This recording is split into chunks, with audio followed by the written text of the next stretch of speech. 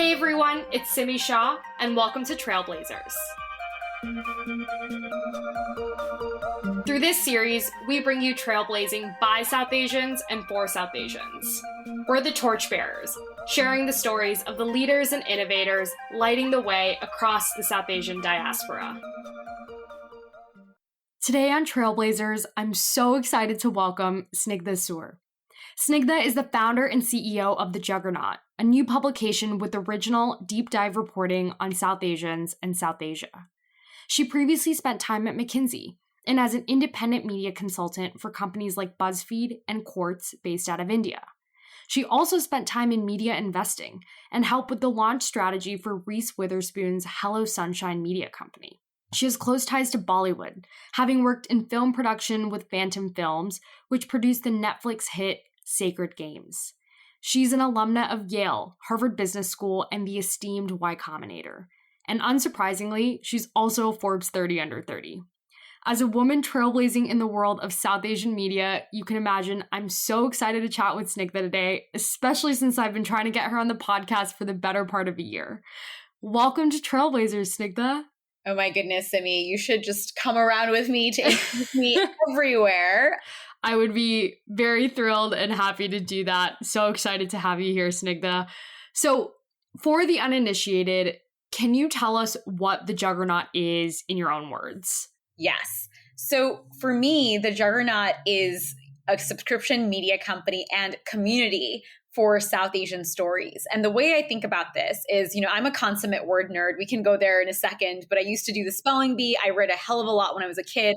I'm an only child. So one of the side effects is you don't really have like friends with you at home, if that makes sense. Like I didn't have siblings to annoy and my parents were pretty laissez-faire. And so I just spent a lot of my time at home in my room, in the living room, like wherever I could, just reading. Like I would be that kid who would, go to a party or like a puja and show up with a book. And like people would be like, what is she doing here with a book? Like that was me.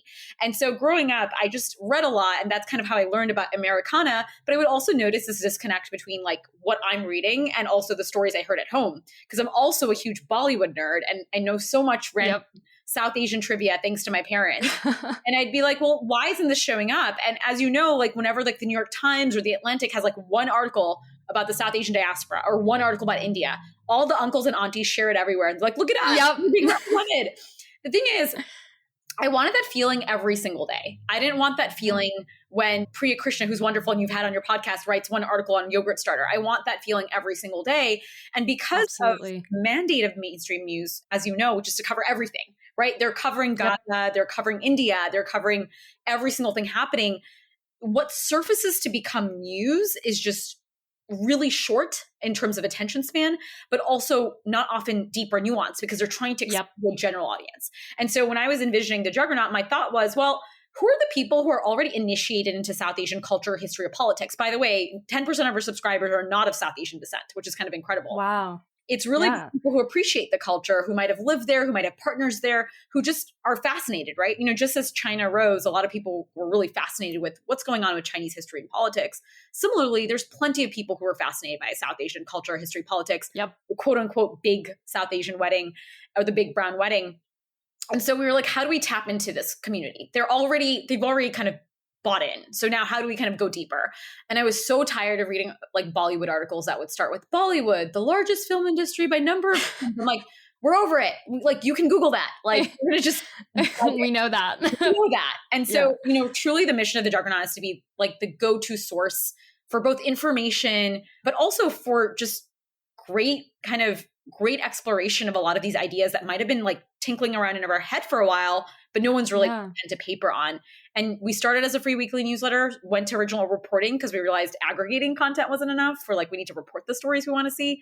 Our ambitions are, and I'm going to announce it here, is like, we're aiming to launch a podcast this year. We're aiming to figure out how to do video. We're aiming to figure out how to do even maybe film and TV deals, but we just want to multiple formats, but start with the concept of how do we deliver smart quality journalism on this community, on the issues that matter to us, because we haven't had it for so long. Yeah, absolutely. Well, you heard it here first. Podcasts and other formats are coming to the Juggernaut, which makes me super excited, obviously. So The one other thing I want to know, besides what the Juggernaut is in your own words, is the origin story of the name the Juggernaut. And I know it's on your website, but I want to hear it from you. Yes. So, okay, going back to the word nerd land. So, like any good founder, and so many founders write threads on this, right? This is like how we came up with the name. I think the first step was kind of writing a list of all the possible names ever. Our newsletter name was actually called Ink Mango. And that's what our actual corporation name is, actually Ink Mango Inc. to this day, as you know how it is. That was our initial name. But then when I was like testing it in the market, it just didn't have the gravitas I wanted. And many of the publications I looked up to, like the New York Times, like the Atlantic, the Wall Street Journal, they have a the in front of it. And I really wanted that. I wanted a the in front of our name. It's so silly. And so and I started making up a list of all English words in the English dictionary that have South Asian roots. And Juggernaut was one of them. And then I took the plus that word and then checked on basically Namecheap to see if the domain was available. And so the Juggernaut was one available, which is crazy to me that nobody had bought it before. And I bought it. Yeah. And so that's kind of how we ended up settling on the Juggernaut. And then as we kind of leaned into the name, it makes a lot of sense in a lot of ways. So many people might not know the origin story of the word, but it was basically a British bastardization of Lord Juggernaut, very much revered in Orissa. Oh, wow. And the British dude, I like watched a procession happen and was like, wow, this is so large. There's so many people. It seems like it's like a big ordeal. And he called it a juggernaut of an event, like kind of phrasing Juggernaut. And so I thought that was like a great personification of what we're doing, which is we're reclaiming kind of the British or the Western simplification and bastardization of South Asian stories and like how to do that ourselves. That's amazing. And I am not surprised in the least that there's so much depth of meaning behind that, but also it's tied to a domain name being available, because that is definitely how I've gone about naming things in my own life. So now we have that present day context. I want to take it back to your college years, because for anyone that looks at it retrospectively, it almost looks like you were born to do this. You studied econ, you also studied South Asian studies, you spent some time in the media world. Is this a space you saw yourself having a future in back then? Great question, Simi. So I would say that it's interesting to see this journey being not replicated, but seeing it kind of having parallels even to this day. But growing up, I'll start even before college for a hot second, which is, growing up in New York City, I went to Stuyvesant High School, which many people are not familiar, has a very diverse population, but it's overwhelmingly has a very large and strong and amazing East Asian community. So growing up in New York in high school, because everyone is somehow an immigrant or has a cultural story in a weird way in high school, no one talks about their culture in school. It was so weird. It was like, when I think back on it, it's like, we never mentioned what we did on the weekends that were vaguely cultural. We were just like talking about math and science and stuff like that. And so a lot of that part of my life was really hidden. And I think when we go to college, and I don't know if this happened to you too, you start getting homesick and you're like, wait a second, I can't like not live without Bollywood movies. I can't not live without my mom's food. And so my journey was, I kind of bumped and took this class called Understanding Bollywood. And I was like, what is this class going to teach me? I know everything about Bollywood. Boy, was I wrong. Like this class was my butt. We had to watch like 2 to 3 Indian movies a week, which already meant like 6 hours. Oh my gosh. Right? And then we had to read 10 like scholarly articles on Bollywood. And it was so great because that was like the beginning of my journey in understanding how so much of what we're told is completely wrong. So for example, many people don't realize Bollywood is not like a bastardization of Hollywood. Like, oh, Hollywood existed. Now we're going to create our own version.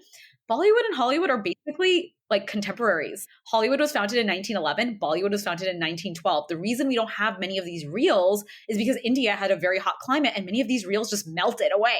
Can you imagine? We don't have like 20 years of film history. Wow. People think that, oh, Bollywood started in the 1940s or 1930s. No, it freaking started in 1912. When I think about like the stories people tell me about like why Bollywood is less interesting, or this was around the Slumdog Millionaire days. They're like, Slumdog Millionaire is Bollywood. I'm like, actually, it's not. It's like directed by a British guy. Like, oh my God, that hurts my heart. And also the story structure of Bollywood. Another unique feature about Bollywood, which I could go on forever, I know this is not what the podcast is about, is that Bollywood follows kind of the epic structure, right? Which has multiple plot lines, multiple characters, not just one unique protagonist going through one journey. It's like multiple journeys happening, and some really isn't that. And so in college, I quickly realized that class was the window into me realizing I don't want to just be an economics major. I also want to be a South Asian studies major.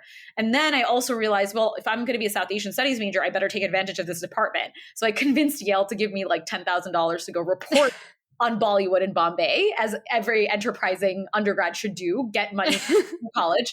And I met a lot of people in the industry, and I asked some guy in my Hindi class, thank you, Colin, to introduce me to somebody at Excel Entertainment. And that ended up me meeting a lot of people in the industry, interviewing them for a research project that became my senior thesis, and realizing when I came back was like, wow. when I started a South Asian Film Festival. And that was my first kind of entrepreneurship experience, I would say, where I started a South Asian Film Festival. Somehow suckered all my best friends to help me. My roommate was the graphic designer. My other best friend who was in the film department helped me like wheedle the film department into being a partner. My South Asian Studies department person ended up funding the film festival. And then I got like some of these like freshmen or sophomores who were like friends with me to like help me invite guests. Like literally just roped everybody in, and we did this film festival, and it was fantastic. And is that when you brought Shah Rukh Khan campus? Well, yeah, well, it was part of that in the sense that you are a founder too. And one of the things about hustling is, well, how do you think about being the most ambitious you can be? So if you're going to do a South Asian Film Festival, you got to have Shah Rukh Khan. And so as soon as we started the film festival, I was like plotting every single day, but how do I get Shah Rukh Khan to come? And we were really lucky in the sense that Isha Ambani was a year below me, and she was in my Hindi class. Wow. And my specific residential college at Yale had a separate fellowship called the Chubb Fellowship. And what it allowed it to do was kind of invite more prestigious guests, because they had like a more prestigious fellowship that they could grant them. And so I would petition the master of my college like every 3 months, like, Master T, how do we get like Shah Rukh Khan? Master T, how do we get Shah Rukh Khan? I wrote like that's amazing. I wrote a proposal explaining why Shah Rukh Khan was the biggest deal ever, and why he was bigger than like Tom Cruise and Brad Pitt and anybody else put together. Absolutely. Yeah. Absolutely. And I gave that to my dean. I gave it to my head of college, and I would like badger them like every 3 months. Finally, I don't know what happened. Oh, I know what happened. The head of our college changed. We got a new master, Jeffrey Brenzel, and he came as the dean of admissions. He was like the former dean of admissions. And so he knew how important Shah Rukh Khan was. So like when I went to petition him, granted, this was like a 2 to 3 year journey. He's like, oh, this is a great idea. Can you like get Isha involved? I'm like, of course I can. So like, oh my gosh.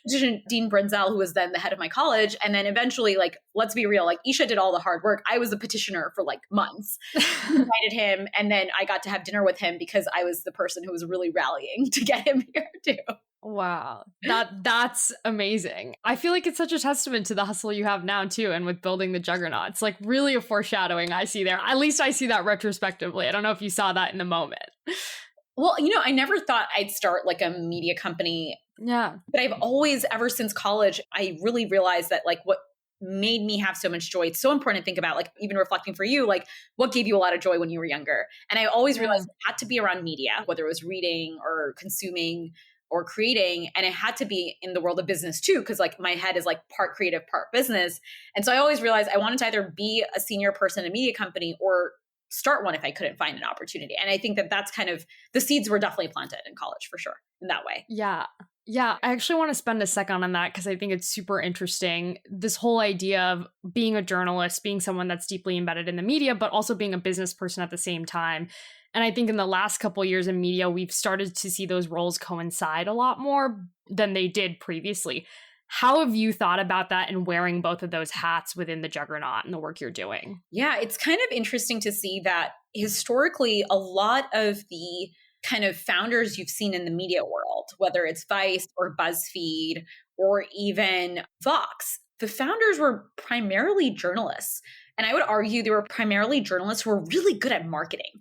And that is a business skill, by the way. So I'm not saying that they're not business people, but they still come from the world of like journalism and telling stories. And I think what's interesting now is that I'm not necessarily seeing more journalists or media people who come from the world of business necessarily, but I am seeing more and more recognition of they immediately need to hire a person who's like a right-hand person who could handle the revenue part. Like you saw that with Axios, like they came from Politico, but they immediately hired somebody who would be really focused on revenue. You saw that with Quartz. They hired Kevin Delaney from the Wall Street Journal to head editorial operations, but they hired a really, really famous publisher to help them with revenue when they launched. And I think that that's something that's been really smart, I think.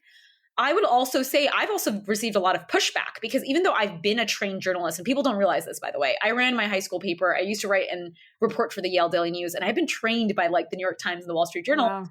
The Stuyvesant Spectator, we had a 10th period journalism class where New York Times writers and Wall Street Journal reporters would come in and teach us. So like I am trained. I just have never done it in a professional context. You're right? trained. I remember because, South Asian women can never make anybody happy. I remember like when our funding was announced, this ex-Wall Street Journal reporter like had this nasty Twitter thing about me. I don't want to name any names, but they were like, Snigdha has all these things. She comes from McKinsey. She like has business experience. One thing she doesn't have, she's never worked a day in journalism. And I'm like, well, dude, how do you know that? And I think that that's kind of to me that like, that is the reason that they think I'm going to fail. Well, you know what? I think there's a bunch of reasons startups fail and you never really know. But what I can say is when it comes to schools of experience, it's really important to have a head and like a foot in both thinking about the business model, thinking about the editorial. And it means that you have to make hard choices, right? Like we are a subscription and people have asked, free subscription. Why don't you make everything free? I always tell people, well, the other side is that we need to pay our journalists. We need to pay our illustrators. Over 90% of our journalists are people of color. Over 80% are women or identify as women or non-binary, which means that they're not sure when their next paycheck will come because many of them are freelancers. Yep. And so all of our subscription revenue and more, the reason we have VC funding is because journalism operations aren't sustainable yet. And so that means that all of our subscription revenue goes directly, and VC funding goes directly into our pockets of our journalists and illustrators and photographers. And people just can't compute that, and I think that that's kind of hard. And I think when you make content free, as like the original sin of the internet is to make content free. When you make it free, people don't realize that there's like somebody operating on the other side. What is the product when things are free? The product is usually an ad. It's usually something else. And so I know I've like frayed a little bit from your original question, but I think a lot of that, which is as a business person, like I think a lot about making sure I had a sustainable business model first. We actually hit essentially almost gross profitability last year already. So we know the unit. Congrats. Yeah, thank you. We know the unit economics are great in the sense that like it's digital. We don't have a printing machine somewhere. Like there are a lot of choices we made. We've gotten customers being like, why don't you just do a Diwali edition printing situation? I'm like, I could, but then like that means I have less money to give my journalists and my editors and things like that. Yeah. There's a lot of choices and hard choices we made. We haven't started a podcast yet because we're such a skeleton crew that we're like, we don't want to reduce the quality of our written word before we other work else. So that's how I kind of think about it, which is like, I've had to make some tough decisions. Maybe journalists don't love it or other people don't love it, but we're trying to be on a path where we can keep growing and do it responsibly. Yeah. No, I find that super interesting. And to be frank, that's how I got my current job. I came from finance and now work in a media startup. And I think part of the hiring decision was coming in with some business acumen. And I think it's becoming increasingly important for media companies in the business of evolving journalism to hire those sorts of people to make sure it's a sustainable business. So super, super interesting. I do want to track back to your journey to the Juggernaut. You did all this cool stuff at Yale, you graduate, you go to work at McKinsey, and then you do the non-traditional thing by moving to India and becoming an independent media consultant. What compelled that decision to make that move? It's so interesting because in the 2010s, I thought I was alone in this phenomenon from my scope of what I was seeing in terms of like all my McKinsey friends, they were going off to jobs in PE or startups in SF or other things. And I was the only one of my entire New York class, which was already this weirdly competitive class, who was like, you know what I'm going to do? I'm just going to go move to India. Yeah. And the reason I did that is that a lot of the jobs I was finding when I was interviewing, frankly, were not up my alley. I was interviewing with media companies and they wanted me to do DCF analysis. Like I remember interviewing with HBO and they're like, great, you can do our DCF analysis to see whether like these movies are like really doing well or not. And I was like, look, I can totally do DCF analysis. By the way, I'm like the best DCF analysis person from my HBS class, I think. I'm just joking. Oh my gosh. I love DCF. This is like the accounting nerd in me. Like honestly, accounting is freaking amazing. And so I remember thinking, well, I don't really want to be an Excel person. Like that's not the role I have. And I could see my path if I preaching to the choir. Exactly. And so I was like, well, how do I skip this? How do I skip this kind of phase that's expected of you as an ex-analyst? They think all you're good for is kind of mathematical modeling.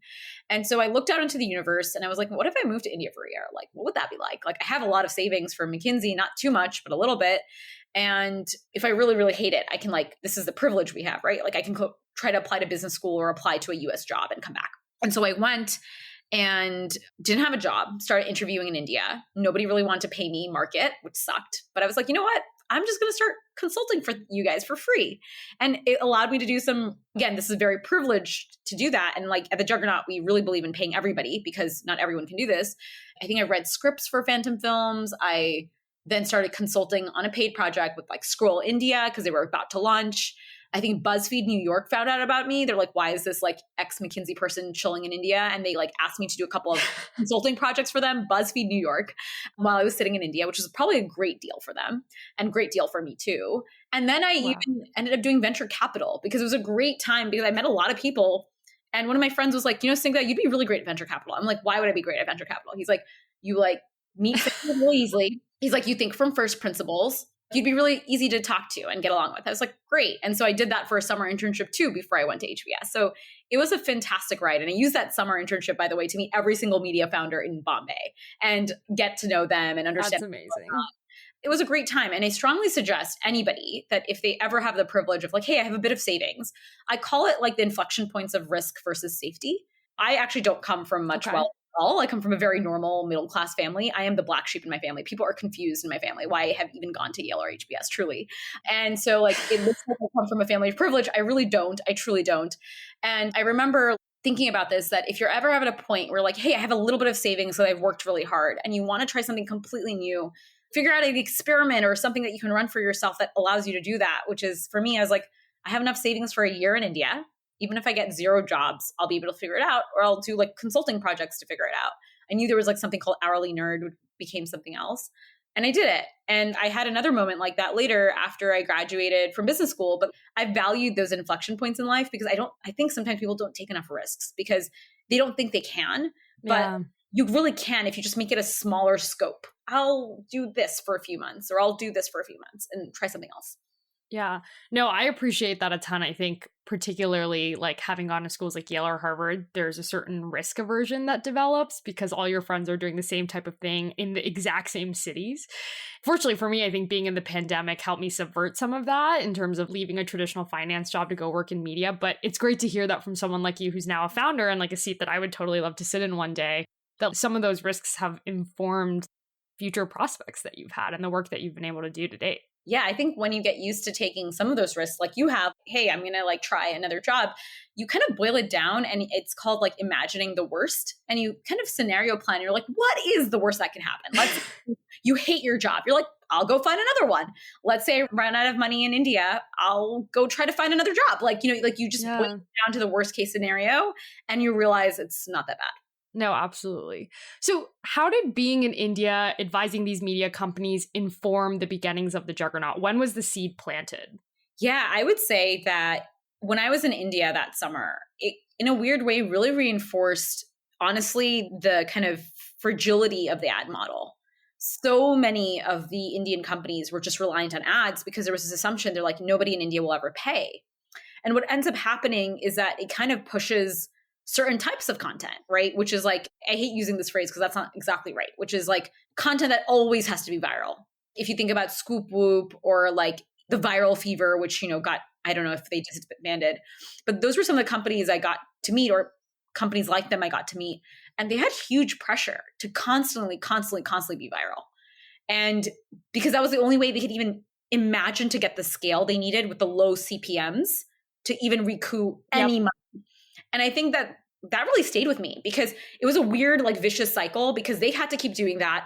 Investors kept on thinking of them as not viable businesses. And in a weird way, that's kind of why you're seeing even today, like media in India isn't doing that well. It's constantly getting money taken away from it. Whether it's because, you know, the governments are cutting off ad budgets or whether you know, people aren't used to subscribing. And again, like they're used to like viral content that's like not helpful. I really do see, hopefully knock on wood, it changing as more people realize really truly the value of media. But I think that stayed with me a lot. And I will say the first version of the Juggernaut I had was like a Netflix for Bollywood. And I quickly did the game theory in my head and realized why that wouldn't work. I really thought Reed Hastings would be far faster and he would like acquire more Indian titles earlier than he did. I even emailed him once and he didn't email. I was like, Reed, you should hire me to run your India content strategy. And he responded, he's like, yeah, like let's talk. And then it nothing happened after that. But that was like in 20. That's amazing. That's awesome. I can't believe you just, that's awesome. You got to shoot. Yeah. Wow. You got to shoot your shot. I really do think if he had somebody like me who is part of the diaspora, but also really knew South Asian content earlier, and he has great people now, by the way. Yeah. By the way, they're doing a great job. But like, I really sometimes wish if you had people like me earlier, they would have been a little bit further ahead in South Asia. But I would say that was my first idea. So when I was in India, I was really using my time there to understand how great media companies operate, what their business models are, what VCs find exciting. And I realized that if I ever started a media company, I really didn't want to be reliant on ads. Like, yes, I can maybe turn on ads later, but I didn't want to be reliant on it. I just felt like it was not going to align with this. And so that would be probably my biggest takeaway. Very cool. So then you've done this consulting work, you come back, you get your MBA. And I know at one point you started writing a newsletter for fun, and then someone turned around and was like, why don't you monetize this? Can you speak a little bit about that journey? Yeah. So I come back, get my MBA.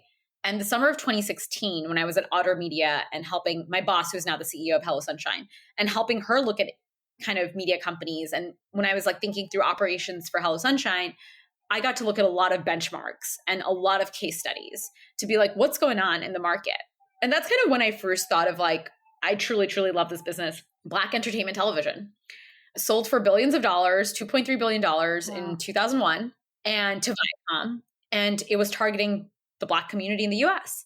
And it showed that targeting and being specific and being verticalized is actually a quite valuable feat, because you can be a ninja.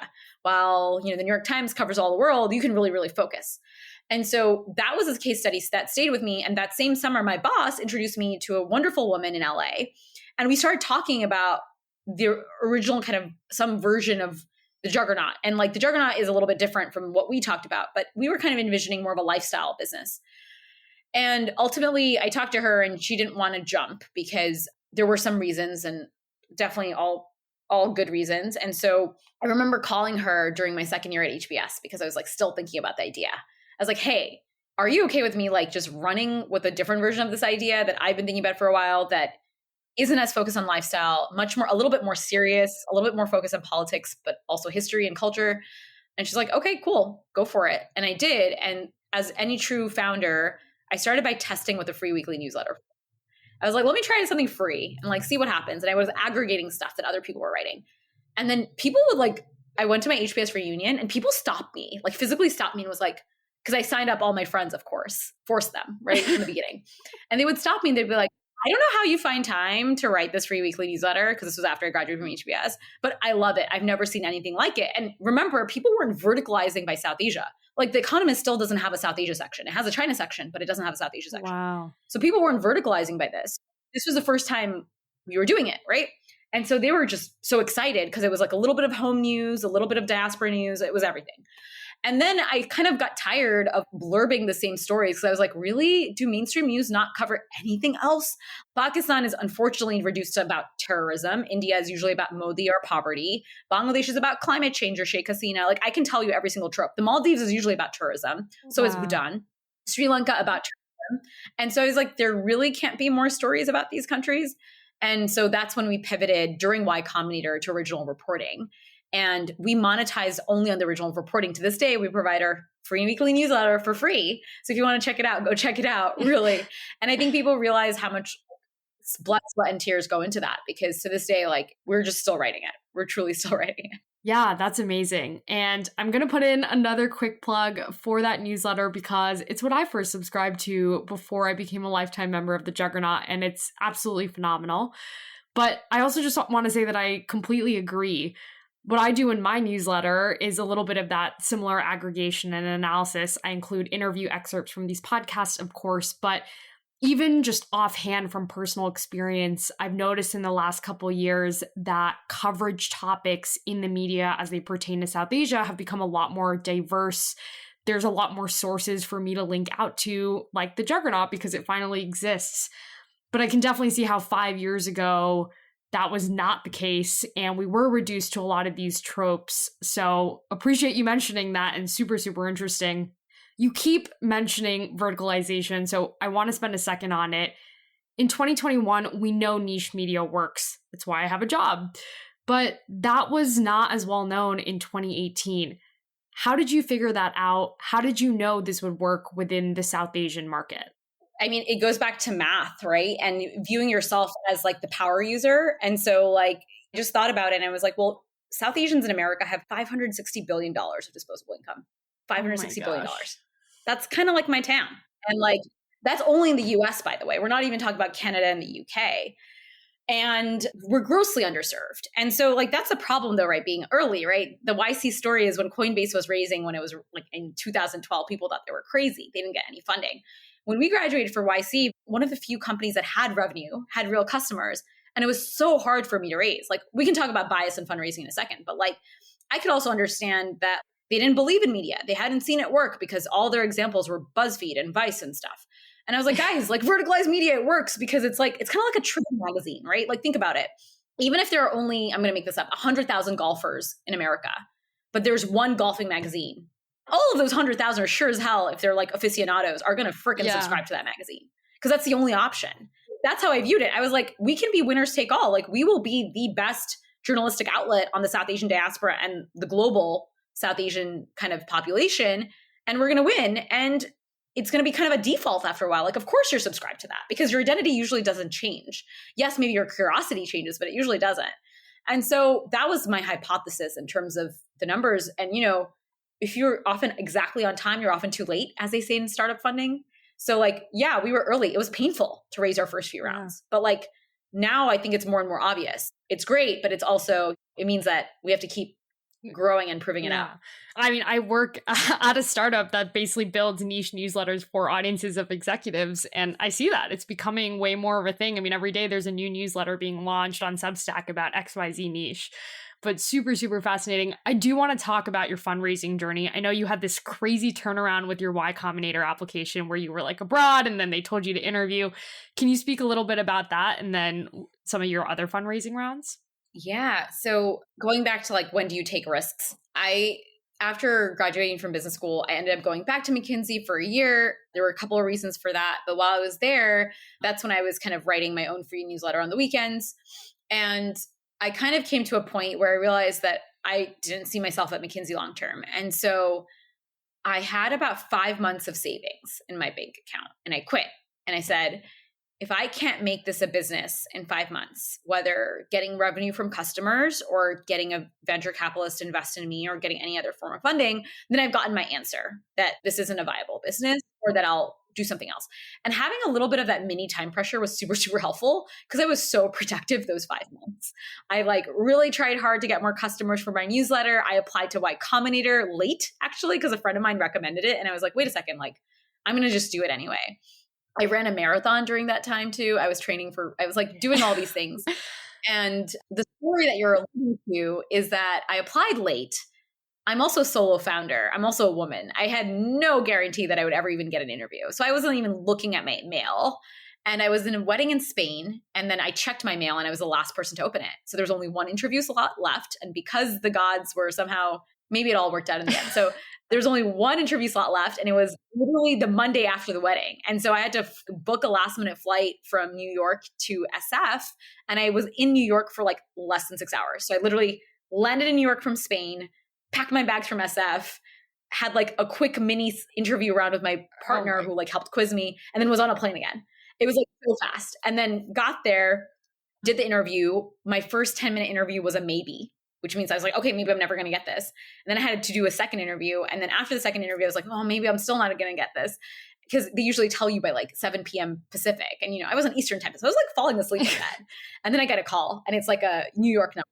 And I'm like, okay, it's a New York number. So it's maybe somebody from New York calling me. But it was Jared Friedman, who's like an amazing investor and partner at Y-Combinator, a New Yorker. And he called me and was like, hey, Snigdha, you're in. We're investing in you. And it was incredible because I had to stay the rest of the week in SF for some onboarding. And then I left SF on Friday, flew back to New York. And then that Sunday I ran the New York City Marathon. So that was the crazy thing I did, which many people don't know the story. I've only told it, I think, a couple of times. It stays with you. Yeah. It was like, you can do anything if you can do that, right? It sounds like probably one of the biggest weekends of your life. That's absolutely nuts, but I love it. It's just, again, like I said, a testament to the hustle. For those who don't know, Y-Combinator is this acclaimed startup accelerator. They've incubated companies like Stripe, Airbnb, Coinbase, as you mentioned. Did being a part of Y-Combinator start to ease your path to raising other rounds, or was it still pretty difficult to convey that demand to investors? I would say Y Combinator definitely increases like your default state of being funded. By virtue of being at Y Combinator, it's already creating a demand for you because very few people get in. It's already been kind of pre-vetted. It's like having a lead investor of like a Sequoia or a Union Square Ventures. It's like, oh, great. Like they've already vetted by these other people. Like that's great. I think that Y Combinator has been like, after now that I'm part of this crew, I kind of observe the Twitter chatter. I think a lot of people have become, what's it called, skeptical of Y Combinator because they've been increasing their class sizes. But you can also look at the secular macro trends, which is there are more startups than ever before because the cost to start up is so low. So like, I'm trying to be unbiased here, but as any true business person, I would definitely have experimented with class size because you're seeing a macro shift, if that makes sense. When we were there in 2018, we were a class size of 150 companies and we were considered really large. Now they're at over 300. And so, I mean, what I would say is, yes, it definitely eases the path and your lingo to raise and you're exposed to the right people. And very, very few people don't take meetings with you. It's like you're a Y company. I should at least see the company even before I say no. So it just really increases your lead, your funnel for sure. Now, what makes funding hard? Let's be real. We should talk about biases on this show, right? Here are the numbers. Yeah. We get less than 3% of VC funding. In 2020, VC funding women fell to an all-time low to what it was in 2017. Imagine that. It's been 3 years from 2017 to 2020 and the numbers fall. And let's also add this fact that it's easier to raise as a white woman than it is to raise as a woman of color. 0.0006%, I forget all the zeros because there's so many, of VC funding goes towards women of color. Think about that for a second, which is like, when we do think about, female founders, we often think of the usual suspects, right? Which is, I admire all of these people, by the way. We think of like the Bumble CEO. We think of these companies that we shouldn't be thinking like that. And I think that the world has a long way to go. And I'm so excited to see all these initiatives that are like, let's invest in more Black and Latino women founders. But I will always argue you should be investing in Asian women as well, because they're actually vastly underrepresented. It's like, let's be real. There's intersectionality here. I don't think we're trying to compete or say anybody is worse off. We're just trying to say like, there is intersectionality here. All women should be considered, quote unquote, as minorities when it comes to founding companies. And we should especially be paying attention to women of color when it comes to raising. And the reason this is really, really important, I want to highlight, is seed is where most of the biases come in. Seed is where you don't have numbers usually. It's all about potential. And people are judging you on a fake version of potential that they think that they're seeing in you. And if you don't look like their past patterns, they're not going to say yes. So I even had an investor tell me, I don't think you have what it takes to start this company. And I was like, can you please give me facts as to like why you think that? Like, you know what I mean? Like, and I'm 100% sure this person hadn't even seen my LinkedIn. So I sent him my LinkedIn and he's like, you know what? We'd like to invest, but we'd like to invest at like a 50% discount. I was like, you know what? I'm not doing that. I'm so sorry. Thank you so much. And like, even when they acknowledge my expertise, they want to get in at a cheaper price than the rest of my round, which was already more than half full. Those are the tiny microaggressions that happen that female founders face. And I could tell you a list that of things people tell me. And another thing that's really controversial, but I do want to say, is that female investors are also very, very, very likely to be susceptible to these biases too. So just having a female investor doesn't change it. Often they're under greater pressure to perform because sometimes they're one of the few female investors at a fund. Gets really competitive. They feel like they have got a seat at the table only at the hot deals. And then they're not even investing in women founders either. So like this weird proxy of if we have more female investors at our partnership, we'll have more female founders. No. That's not what's going to happen. You need to really, really, really be careful. You're getting that actual direct outcome, which is you're actually getting 50% female founders in your companies. Absolutely. Really well said points around the state of fundraising and what it looks like. And the fact that it's gotten more sad over the past couple of years and definitely in the pandemic. I want to take another second on the point of representation, just given the work that you've been doing. I'm a huge fan of Namaste Club on Clubhouse, where I feel more seen than I have in a very long time. There's so many brown women that are taking over newsrooms. What is it like being a part of that movement? Wow, I never really considered myself part of a movement, but I will say that thank you for saying all of those things. It's great to see so much, I will say, excellence and solidarity. And our mission has always been to highlight the whole spectrum of stories. And I always want to say here that, like, just to pause on a second, that diversity is just an ongoing mission that never truly ends. I'm never going to say we're perfect, but we will keep trying, and we will keep improving. And that means across so many dimensions when you're South Asian, right? It means across religion, it means across country of origin, sexual orientation, caste. It means so many things, gender. And so when I think about what we're doing and what I'm seeing in the market, it's really exciting to see all these people taking on these positions in media companies. Again, going back to it still doesn't mean we're going to see the outcomes we want. So like, it's still up to all of us to keep pushing for that diversity in whatever that company is doing ultimately. So is Teen Vogue going to be more diverse in terms of the writers they pull? And like, by the way, I'm not trying to say that they aren't diverse already. I'm just trying to say, what are the metrics that they're going to hold themselves accountable to? Because I think sometimes we as a community are also guilty of saying, yay, representation, and stopping there, if that makes sense. Like, yay, we have people in power, but sometimes that doesn't translate to anything really. And that's okay too. Like everyone is on their own journey, but that's my kind of TLDR, which is I'm excited to see more and more people in power, but I'm also excited to see what they'll do with it. And I'm also excited to see how we can keep improving our diversity. So that's kind of what's top of mind for me. Definitely. And I really appreciate the sentiment around continuing to push the mission of diversity forward. It's super important. In that vein, as we talk about diversity, it often relates to the content we're producing and the community and cultural niches we exist within.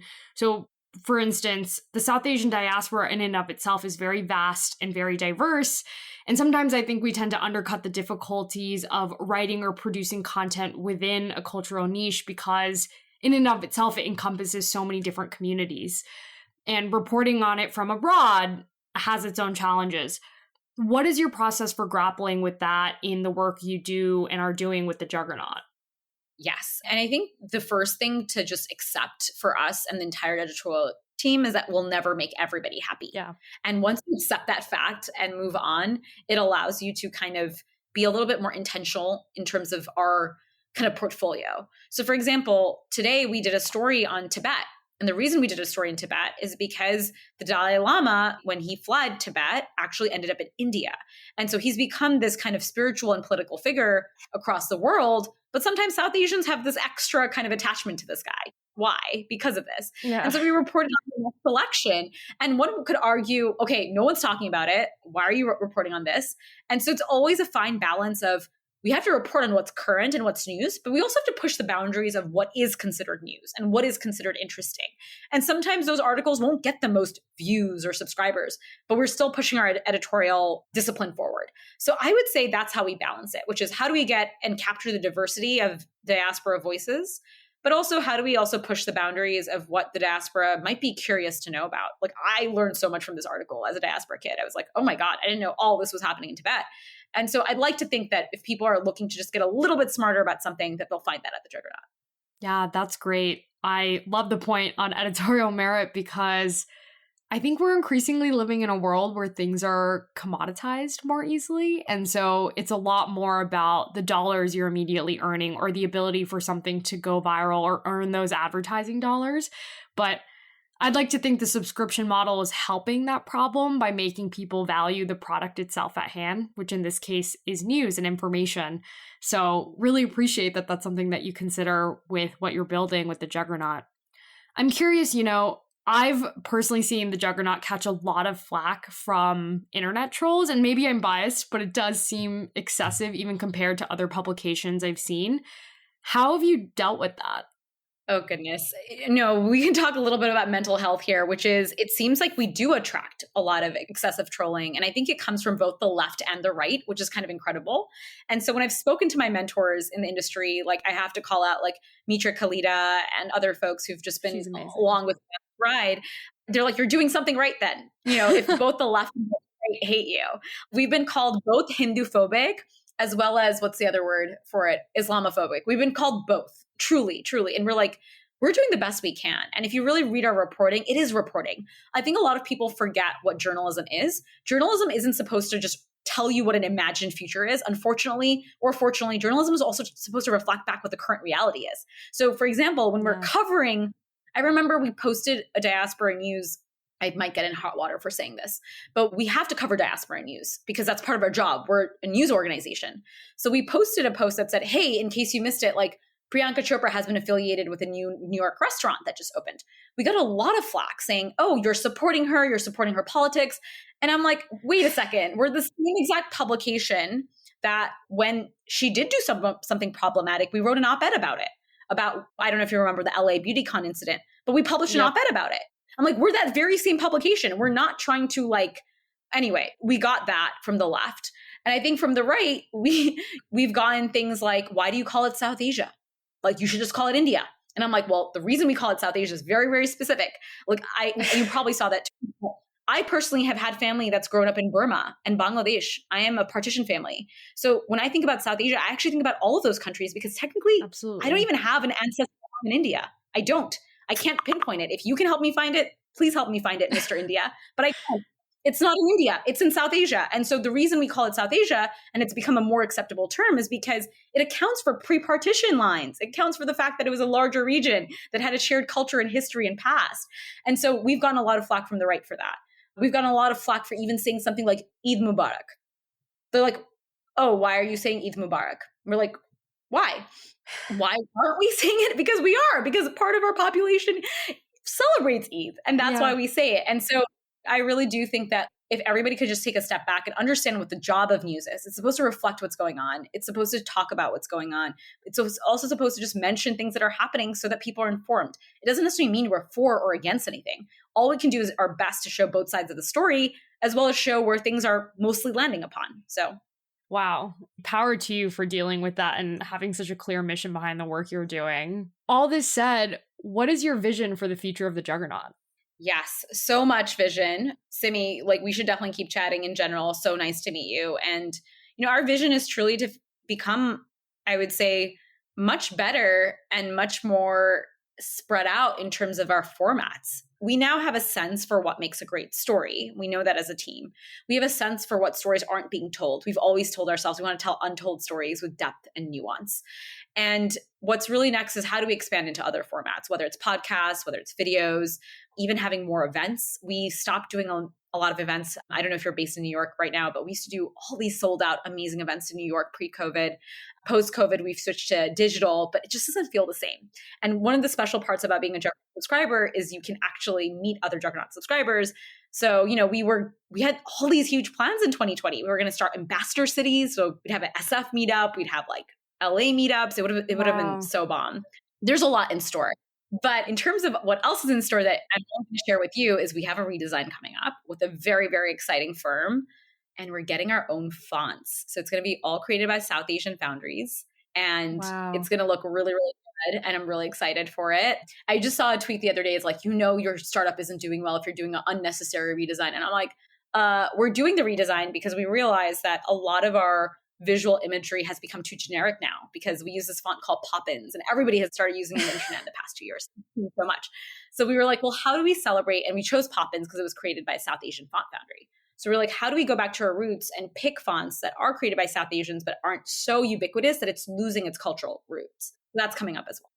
Well, that's super exciting. Congratulations. I cannot wait to see it. And I also want to say I appreciate how thoughtful you are about something that wouldn't be top of mind for most people and definitely even users of the product. So I'm really looking forward to seeing it. And as I think about your leadership and management style, the last question I have for you is, what is one thing you wish you'd known before you became a founder? It's really, and I knew this already, but just to double underline, it's really, really, really, really, really, really all about the people. And when I say that, I mean, it's about the customers, it's about the team you hire. And if there's one thing I could have done differently, and I really told myself this, has been even more aggressive when it came to fundraising, even more aggressive when it came to hiring. It's just so important to learn how to, it's a phrase called let go of your Legos. And in a weird way, folks like us, Simi, we're probably really good at a bunch of different things, right? We're very much I guess, Jills of all trades or whatever you want to call it. And yeah, exactly. it kind of makes us delay the obvious. If we were both really bad at everything and there was one great thing we were good at, we'd only do that one thing and we'd delegate everything else. Yep. But because we were good at multiple things, we end up taking on more than we should and delay the delegation and delay the hiring. And so that's my number one lesson as a founder is even if you're great at a lot of things, which many founders are, that's how they became founders. Even if you're great at a lot of functions and that allows you to delay costs, have more cost savings and delay spend and all of that, don't fall into that temptation. As soon as you can, hire great people and really cultivate them and keep them and make them have even more responsibility. And the best startup joiners, they want more responsibility. That's another thing I've noticed. They're not going to be afraid of it. And so like, be okay to ask for more is what I would say in general, all around as a founder, and be okay with asking your team for more as well. And you'll be surprised at how much they deliver and like really care. Yeah. And it's been really exciting, all the people I've gotten to meet just doing the Juggernaut that I wouldn't have met otherwise. So yeah, it's all about the people. Thanks for sharing that. Yeah, I mean, honestly, I'm not even sure we would have met if you hadn't been working on the Juggernaut. So it's a point definitely well taken. And I can't even begin to tell you how much I personally needed to hear that with the variety of projects I've been working on, but it's really great advice. On that note, I want to say thank you so much, Snigdha, for coming on the podcast. This was such an incredible conversation. I continue to be so excited about what you're building with the Juggernaut and can't wait to continue following your journey. So wishing you the best of luck with everything you have coming up. And thanks so much for coming on Trailblazers. Thanks so much, Simi, for all that you do. So excited to be here. Sorry it took so long, but we're here. And it's Asian Pacific American Heritage Month. So my last call to action is go check out all those Asian American stories that you might have delayed reading. It's really, really important to know. Absolutely. Thanks so much. This is a podcast from Trailblazers Media. For more content on South Asian trailblazing, follow us at South Asian Trailblazers on Instagram and Facebook.